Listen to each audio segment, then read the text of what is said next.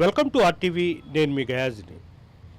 కోవూరు నియోజకవర్గంలోని రాచర్లపాడు కిసాన్ సెజ్లో ఇథనాల్ పరిశ్రమ ఏర్పాటు చేసేందుకు రంగం సిద్ధమవుతుంది. అయితే దీన్ని వ్యతిరేకిస్తూ వామపక్ష పార్టీలు, ప్రజా సంఘాలు అయితే ఆందోళన కార్యక్రమాలు అయితే చేపట్టారో. అయితే ఈరోజు ఆ చుట్టుపక్కల గ్రామాలకు వెళ్ళి ఇథనాల్ పరిశ్రమ వల్ల నష్టాలు ఏంటి అనేది కూడా ప్రజలకు తెలియపరచాలని వీళ్ళు నిర్ణయించడం జరిగింది. ఈ మేరకు పోలీసులు, ప్రజా సంఘ నాయకులు, అదేవిధంగా వామపక్ష నాయకులు మొత్తాన్ని హౌస్ అరెస్ట్ చేయడం జరిగింది. దీనిపై మాట్లాడేందుకు పౌర హక్కుల సంఘ జిల్లా ప్రధాన కార్యదర్శి ఎల్లంకి వెంకటేశ్వర్లు ప్రస్తుతం మనతో ఉన్నారు. ఎంతో మాట్లాడు చెప్పండి, ఈ అరెస్టులు ఏంటి? మొత్తం తీసుకుని పోయి కోవూరు పోలీస్ స్టేషన్లు పెట్టి ఉన్నారు. వామపక్ష లీడర్స్ని, అదేవిధంగా ప్రజా సంఘ లీడర్స్ మొత్తం అరెస్టు చేయడానికి కారణం ఏంటి?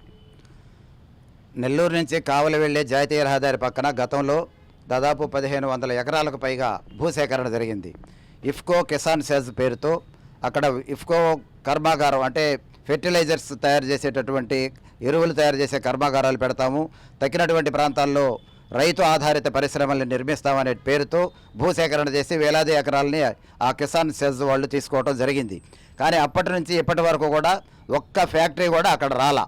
కానీ ఆ రోజు వాళ్ళు రైతులకు ఇచ్చినటువంటి హామీ ఏంటంటే, రైతు ఆధారిత వ్యవసాయ పరిశ్రమలు వచ్చినందువల్ల రైతులకు గిట్టుబాటు ధరలు లభిస్తాయి, అదేవిధంగా ఈ ప్రాంత నిరుద్యోగులకు ఉద్యోగ అవకాశాలు కలుగుతాయి, ఈ ప్రాంత అభివృద్ధి అనేటటువంటిది ఆ విధంగా జరుగుతుంది అనేటటువంటి మాయ మాటలు చెప్పారు.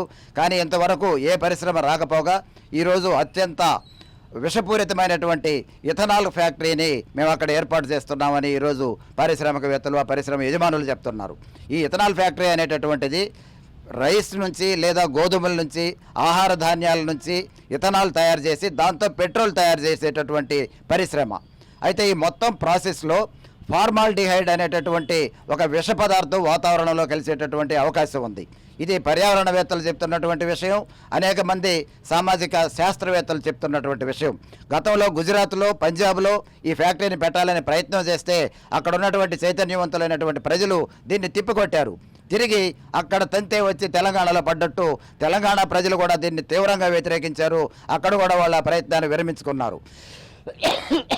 తిరిగి ఈరోజు నెల్లూరు జిల్లాలో ఉన్నటువంటి ఈ కిసాన్ సెజ్లో ఈ ఫ్యాక్టరీ పెట్టేటటువంటి ప్రయత్నాలు జరుగుతున్నాయి.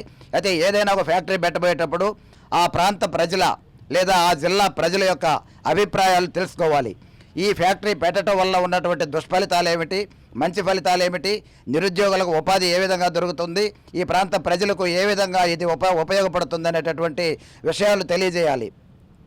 అదేవిధంగా పర్యావరణం మీద దీని ప్రభావం ఎలా ఉంటుంది, పర్యావరణం మీద ఏదైనా పర్యావరణాన్ని హాని కలిగించే ప్రభావం ఉంటే దాని నియంత్రణకు ఏమేమి చర్యలు తీసుకుంటారు, ఇవన్నీ కూడా ప్రజలకు వివరించి ప్రజల యొక్క ఆమోదంతో ఫ్యాక్టరీ పెట్టాల్సినటువంటి అవసరం ఉంది. ఇది చట్టం చెప్తున్నది. కానీ ఈరోజు ఇథనాల్ ఫ్యాక్టరీ యాజమాన్యం కానివ్వండి, వాళ్ళ ప్రతినిధులు కానివ్వండి, జిల్లా ప్రభుత్వ యంత్రాంగం కానివ్వండి, ఈరోజు ఏకపక్షంగా అక్కడ ప్రజాభిప్రాయ సేకరణ జరిపేటటువంటి ప్రయత్నాలు చేస్తూ ఉన్నారు. ఈరోజు 30వ తేదీ ప్రజాభిప్రాయ సేకరణ అనగా నిన్న 29వ తేదీ ఈ జిల్లాలో ఉన్నటువంటి సిపిఎం పార్టీ నాయకులకు, కార్యకర్తలకు, అనేక మంది ప్రజా సంఘాలకు, ఇతర వామపక్ష పార్టీల నాయకులకు వాళ్ళు ముందస్తుగా నోటీసులు ఇచ్చి హౌస్ అరెస్ట్ చేయటం అనేటటువంటిది చాలా దుర్మార్గం. అంటే ప్రజాభిప్రాయంలో ప్రజల అభిప్రాయం తెలుసుకోకుండా ఎవరి అభిప్రాయం మేరకు మీరు అక్కడ ఫ్యాక్టరీ నిర్మించాలనుకుంటున్నారు? ప్రజలు లేకుండా ప్రజాభిప్రాయం ఏమిటి? మీకు ఆ గ్రామంలో మీకు అమ్ముడు పోయినటువంటి కొంతమంది తొత్తులు లేదా ఏమీ తెలియనటువంటి మాయ మాటలు చెప్పి మభ్యపెట్టబడినటువంటి అమాయక ప్రజల దగ్గర మీరు వాళ్ళ అభిప్రాయాలు తీసుకొని వాళ్ళ సంతకాలు సేకరించి ఇక్కడ ప్రజలందరూ ఆమోదం ఉంది అనేటటువంటి ఒక ప్రయత్నం చేయాలనేటటువంటిది. అందుకే మేము అడుగుతున్న జిల్లా యంత్రాంగాన్ని, ప్రజాస్వామ్య దేశంలో ప్రజాస్వామ్యం అంటేనే ప్రజల భాగస్వామ్యం. మరి ఏ ప్రజల భాగస్వామ్యం లేకుండా కార్పొరేట్లు, పెట్టుబడిదారుల ప్రయోజనాల కోసం వాళ్ళ దళారీలుగా మీరు వ్యవహరిస్తూ ఈరోజు మొత్తం కూడా వాతావరణాన్ని విషపూరితం చేస్తూ ప్రయత్నం చేస్తున్నారు. ఈ ఫార్మాల్డిహైడ్ అనేటటువంటిది అనేక రకాలైనటువంటి క్యాన్సర్ కారకమని వైద్య నిపుణులు తెలియజేస్తున్నారు. భవిష్యత్తులో పుట్టబోయే పిల్లలు కూడా అనేక రకాల బ్రాంకైటిస్ లాంటి వ్యాధులు, ఊపిరితిత్తుల వ్యాధులు, కిడ్నీ, లివర్ సమస్యలతో చనిపోయేటటువంటి అవకాశం ఉంది.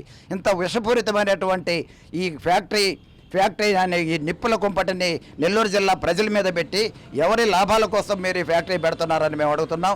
కాబట్టి ప్రజలు లేకుండా మీరు చేస్తున్నటువంటి ఈ ప్రజాభిప్రాయ సేకరణ ఏదైతే ఉందో ఇది చాలా అప్రజాస్వామికం, ప్రజాస్వామ్య విలువలకు రాజ్యాంగ స్ఫూర్తికి తూట్లు పొడిచేటటువంటిది.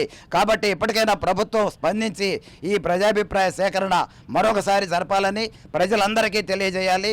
ఆయా గ్రామాల్లో పంచాయతీల్లో దండోరా వేయాలి, పంచాయతీ కార్యాలయాల్లో నోటీస్ బోర్డులు ఏర్పాటు చేయాలి, పత్రికా ప్రకటన ఇవ్వాలి.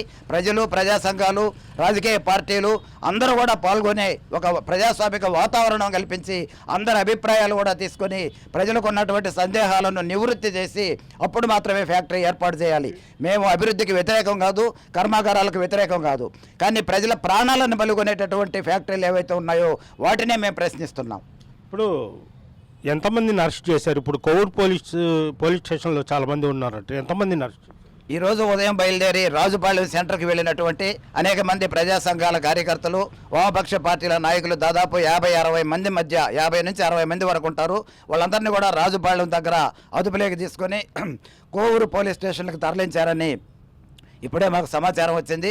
కోవూరు పోలీస్ స్టేషన్లో వీళ్ళందరూ 50 మంది దాకా ఉన్నారు. వాళ్ళని ప్రజాభిప్రాయ సేకరణ అయిపోయేంత వరకు కూడా వాళ్ళ అదుపులో ఉంచుకునే అవకాశం ఉంది. ఇప్పటికే సిపిఎం పార్టీ జిల్లా కార్యదర్శి మూలం రమేష్ గారిని రాత్రే అరెస్ట్ చేసి పోలీస్ స్టేషన్కి తరలించారు. కానీ ప్రజలు ఒత్తిడి మేరకు మళ్ళీ తిరిగి హౌస్ అరెస్ట్ చూపిస్తూ ఇప్పుడు అతను గృహ నిర్బంధంలో ఉన్నటువంటి పరిస్థితి. కోవూరు పోలీస్ స్టేషన్లో 50 నుంచి 60 మంది ఈరోజు వామపక్ష పార్టీల కార్యకర్తలు, ప్రజా సంఘాల నాయకులు, కార్యకర్తలు పోలీస్ స్టేషన్లో నిర్బంధించబడి ఉన్నారు. జిల్లా వ్యాప్తంగా ఇంత నిర్బంధాన్ని అమలు చేసి మీరు చేస్తున్నటువంటి ప్రజా అభిప్రాయం అనేటటువంటిది ఏ ప్రజల అభిప్రాయంతో మీరు ఈరోజు ప్రజాభిప్రాయ సేకరణ కొనసాగిస్తున్నారని మేము ప్రశ్నిస్తున్నాం. ఇది పరిస్థితి. ప్రధానంగా ఏంటంటే పరిశ్రమలకు ప్రజా సంఘాలు, వామపక్ష పార్టీలు వ్యతిరేకం కాదు, కేవలము ప్రజల ప్రణాళిక హాని అనే మేము వ్యతిరేకిస్తున్నాము. అయితే ప్రజల వాళ్ళ అభిప్రాయాలను కూడా సేకరించాలి. అలాంటిది వామపక్ష నేతలను, అది ప్రజా సంఘ నాయకులను మొత్తం హౌస్ అరెస్టులు చేసి వాళ్ళు ఈ ప్రజా సేకరణ కార్యక్రమాన్ని బలవంతంగా చేపడుతున్నట్లు కూడా తెలుస్తుంది. అయితే ఇలాంటి విషపూరితమైన పరిశ్రమలు ఏర్పాటు చేయడానికి తాము ఒప్పుకోమంటూ కూడా ప్రజా సంఘ నేతలైతే చెప్తున్నట్లు వెల్లంకి వెంకటేశ్వర్లు అయితే కరాఖండిగా చెప్తున్నారు. వీడియో జర్నలిస్ట్ గయాదా టీవీ, నెల్లూరు నుంచి. చరిత్ర సృష్టించినోడు ఇప్పుడు ఆ చరిత్రని తిరగరాయబోతున్నాడు. అబద్ధాల గోడల్ని బద్దలు కొట్టి నిజాలను రాగా మీ ముందుంచబోతున్నాడు. నిజమైన వార్తల కోసం వెంటనే డౌన్లోడ్ చేసుకోండి రా యాప్ని.